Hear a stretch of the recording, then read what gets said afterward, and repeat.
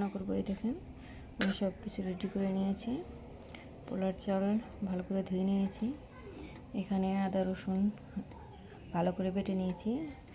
3টা এলাচ, 2 টুকরো দারচিনি, পেঁয়াজ কুচি, সব উপকরণ রেডি করে নিয়েছি। এদিকে হচ্ছে এই যে পাত্র রাইস কুকারে বসিয়ে দিয়েছি। আজকেও হচ্ছে রাইস কুকারে পোলাওটা রান্না করব। রাইস কুকারে একদম সহজ উপায়ে পোলাও রান্না করা যায়। পানির মাপটা একদম সুন্দর করে দিয়ে যায়, রান্নাটাও অনেক ভালো হয়। পাত্র গরম হয়ে গেছে, এবার আমি তেল দিয়ে দিচ্ছি।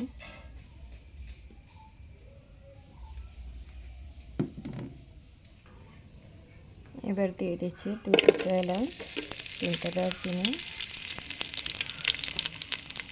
পেঁয়াজ কুচি,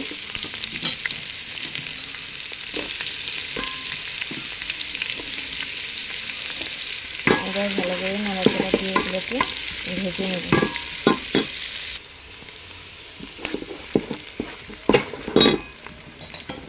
এই পর্যায়ে দিয়ে দিচ্ছি আদা রসুন বাটা।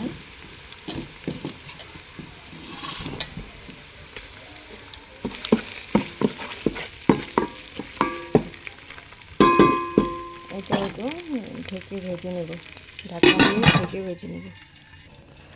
এটা ঢাকনা দিয়ে ঢাকার কারণ হচ্ছে যাতে আদার গন্ধটা সুন্দর একটা গন্ধ থাকে, ওটা বের হয়ে না যায়।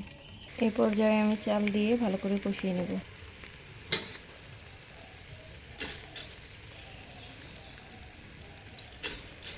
এই যে চালটা দিয়ে ভালো করে ভাজা ভাজা করে নেব।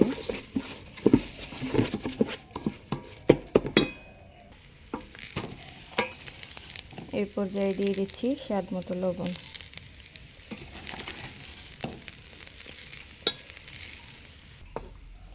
এই পর্যায়ে পানি দিয়ে দিব। এখানে আমি 4 গ্লাসের মতো চাল নিচ্ছি, এবার 8 গ্লাস পানি দিয়ে দিব, মানে ডাবল পানি দিয়ে দেব।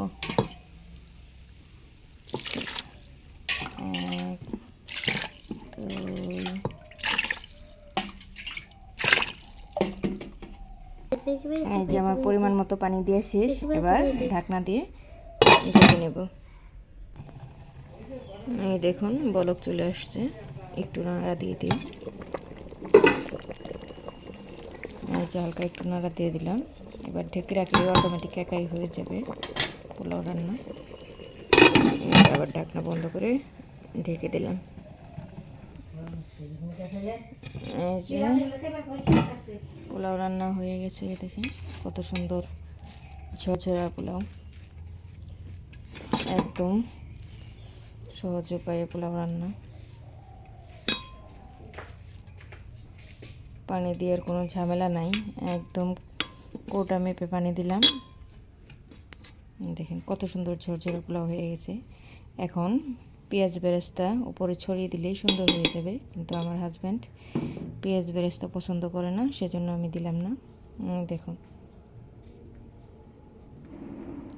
সুন্দর তুলতুলা পোলাও হয়েছে, একদম ঝরঝরে সুন্দর পোলাও।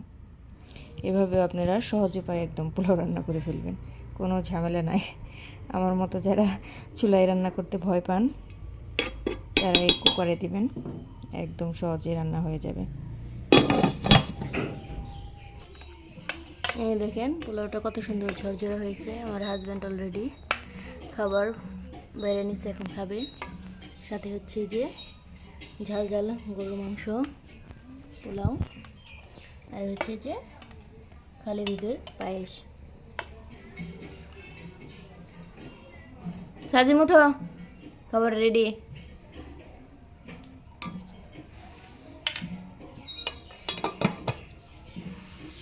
মাংস নাও।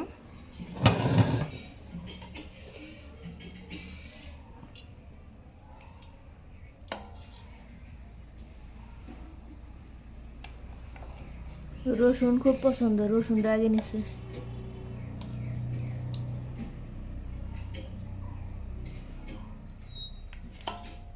পোলাওটা সুন্দর হয়েছে না, ঝরঝরা।